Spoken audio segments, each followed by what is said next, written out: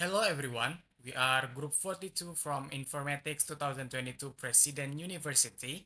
This is ThreatPeek, a multi-vulnerability scanner website designed to help protect users from cyber attacks. First, let's take a look at how to build the system from developer's perspective. The system includes a Laravel project that serves as the web interface. To start it, simply run PHP artisan serve.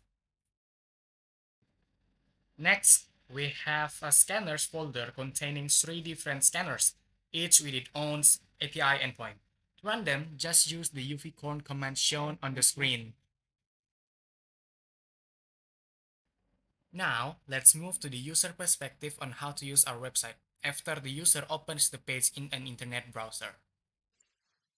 And let's go to the next part, how to use the system. The user is simply can open their internet browser and access the link. This is the first page the user will see. And if users scroll down a little, they will see a glimpse before you scan. And what is it? This is the list of the comment users that other users has been made about their scanned item, like file, email, or URL. And here also some result of that scan. And if the user scroll down again a bit, there are a scan lookup. What is it? Uh, Before the user want to scan, they can first search the item they want to scan. Like maybe they can type a URL in here and see if someone already been scanned this URL or not. And yes, uh, there are someone who already scanned this, and user can click a view to see a full report of this URL, like URL features in here. And let's go back. And if the URL or email the user want to scan and nobody has have been scanned there before, the user can pick a scanner in here and click scanner. After clicking the URL scanner page, the user only need to put URL in this field and click scan button, and the system will show the result of that scan. Uh, in below it, there are a comment made by user that comment about this URL, and the user can add their comment by clicking this comment button and fill out the comment and click submit. And if the user refresh it, the comment will show in here. The user only also can see a full report about this URL by clicking full report, and it will show the features of this URL. And let's go back and try to scan another one, filling out the field and click scan button, and it will show the result of that URL. In here, there are no comment because there are no users that add comment to this URL yet. And now let's move on to the file scanner. For file scanner, the file is only accept the execute file. So let's try to add some file in here and click scan button. The system will try to scan that file and it will show the result for that file. And by clicking the full report, it will show the full report of that file, like the file size, file type, the hashes, etc. And in here, there are some material on how to prevent some phishing attack.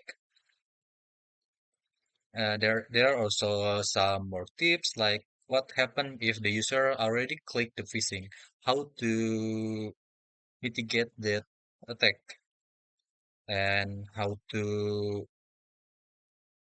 see the URL attack pattern, how to recognize fake email, etc. Hi, so before we go to the email scan section, let's talk about history sections.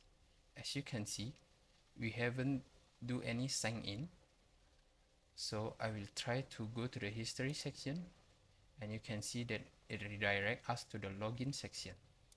So assume that we don't have any account. Let's go create an account and then enter email address. For example, I want to do jack@gmail.com, and then for the password it must be 8 letter. If it is less, then it will ask us to retype it again, and then I click register, and yes, we redirect to the login again, and then we just input the account that we just made.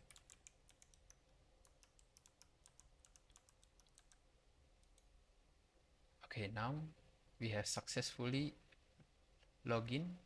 As you can see, the sign in has changed to the profile picture, and then we just go to the history and we successfully access the history page. As you can see that there's still no history because this is a new account, so let's fill it with email scan.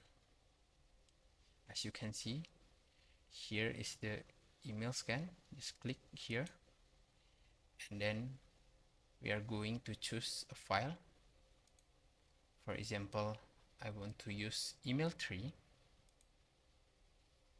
We then just click scan. As we can see for the result, it is actually a safe email, so no threat or suspicious activities were detected.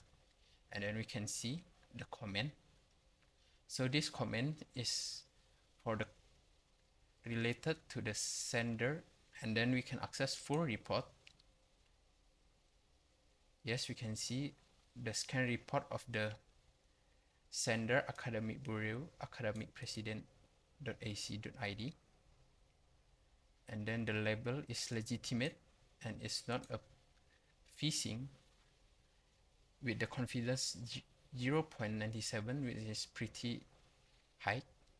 And then as we can see, the URL is quite safe as it only have harmless thing in the URL.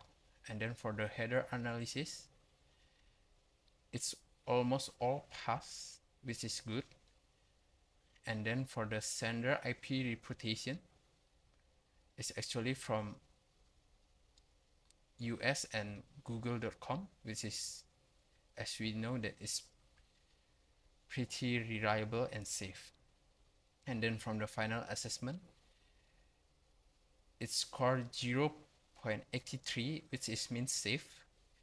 1 is the safest and 0.7 below is suspicious. And then we go back, and then we will check if our scan have go into the history. And yes, we can see the scan have go into the history, and then we can click comment. Let's try to do comment. For example, this, don't worry about this email, about this sender actually, because it's comment about sender, not the content. Okay, so can we need to check if it's already, yes, as you can see, it's already in this system, and then it's done. We just have to go to the logout and it's finished. That's all from us. Thank you for watching.